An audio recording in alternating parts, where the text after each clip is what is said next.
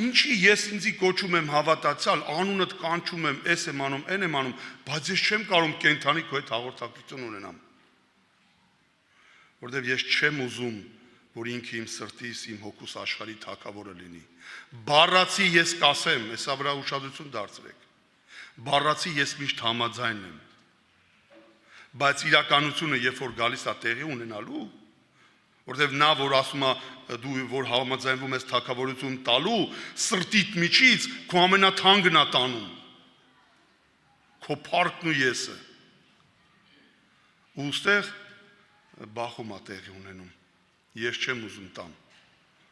որտեվ քանի տարի աճեցրել եմ, փայփայել եմ, պահել եմ, բայց հենց այնպես կտամ։ Տերն էլ ասում է պայմանը սա է, սիրելիս։ Դու պետք է տաս դա, այն ինչ որ դու ունես, ես էլ պետք է տամ այն ինչ որ ես ունեմ։ Հիմի մեր մեջ հարց է ծագում ընտրության։ Ուզում ես երկինք մտնես, ուզում ես հավիտենական կյանքը ժառանգես, պիտի հնազանդվես։ Երրորդ կամ երկրորդ տարբերակ չկա, սիրելի քույրեր, եղբայրներ ջան։